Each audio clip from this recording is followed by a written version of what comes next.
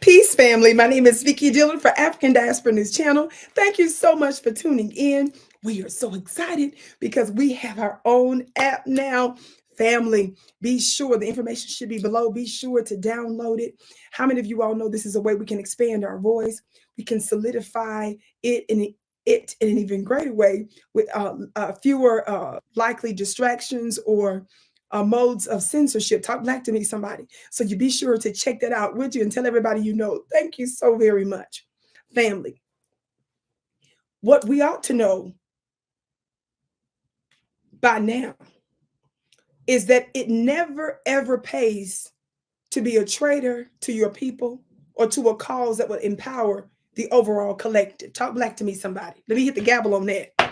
For those of you that don't know, the Vicki Show for many years on multiple platforms is the home of the hand claps and the gavel rap. Sometimes when I get excited and I want to amplify something, I clap my hands or I hit my gavel. And I use the gavel because I want you to know that your word matters. This is not just a tool that should be used by legislators. Talk black to me, somebody. I want you to know that your word matters. Family, it never ultimately, in the long run, it never ultimately pays to sell out your own people or to be on the wrong side of history.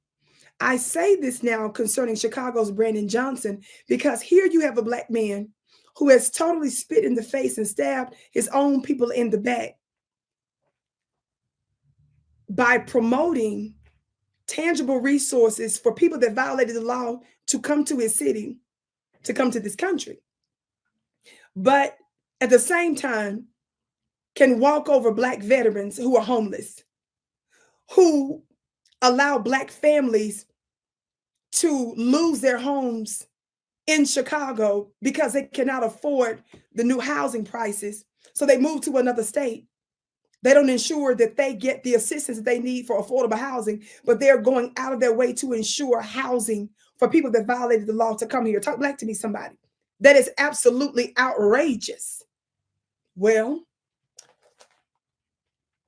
Black Chicagoans have been fighting back, and they have been extraordinarily effective in a way that not only Chicago was expecting, but all of the Democrats around the world are watching, and they're very concerned because they see that Black Foundation Americans throughout the United States are pushing back effectively, not just protesting in the streets, but they're showing up to political meetings. They are strategizing using their votes in the other direction because the party with whom they've given their vote to for many decades ignores them. They use their power given to them, derived to them by Black Americans, their most faithful voting bloc, to give tangibles to everybody but us. It's a new day. Well, Brandon Johnson has ignored his constituency. He cannot stop the overwhelming effectiveness of Black unification and organization. And because of that, Black Chicagoans have effectively shut down some of their attempts to house and to give all types of tangibles to some of the migrants in some instances, right?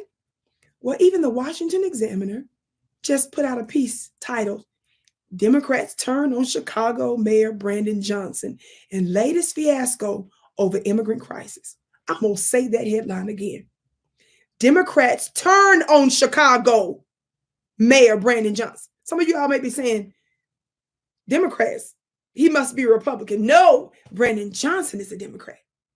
They got an agenda, baby, against Black Americans. And when they put a Black person in a position to do the dirty work for white supremacy, they expect you to get the job done.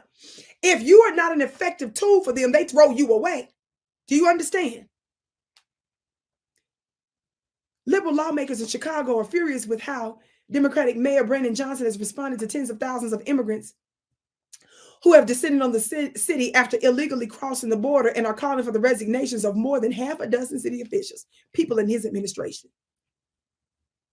Democratic Alderman Raymond Lopez and Anthony Beale, as well as Independent Anthony Napolitano, sent Johnson a letter Wednesday demanding the ouster of department officials who were responsible for a failed winterized tent camp for 2,000 immigrants. Illinois announced this week it had blocked Chicago from continuing after cancerous toxic chemicals were found in the soil of the tent site. The city of Chicago needs individuals, they say, who are serious. This is a quote, who are serious, deliberative, and collaborative in addressing the ongoing migrant asylum seeker crisis. Here you are,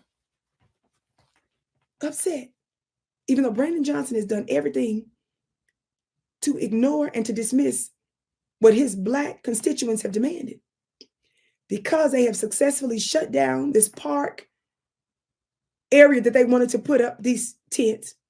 Then they successfully shut down this attempt to use a building. They big mad. So now they done turned on him and said, you weren't effective enough. They said, we don't care that you ignored your own people. We don't care that the more they told you to look out for them, the more you double down on all of what you were going to do for illegal migrants. They said, you didn't get the job done.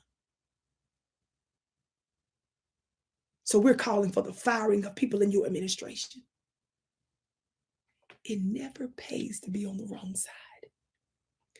Even when it looks like they're giving you a few crumbs from the master's table for your compliance and your complicity in the undoing of your own people and the strengthening of white supremacy. You're going to choke on even those crumbs later, baby. Political crumbs. My name is Vicki Dillard. Thank you so much for tuning in to the Vicki Show right here on the African Diaspora News Channel. Be sure to check out my website at VickiPlanet.com. That's VICKI Planet.com. I have a very, very special launch coming up January 2nd. You don't want to miss it. I can't wait to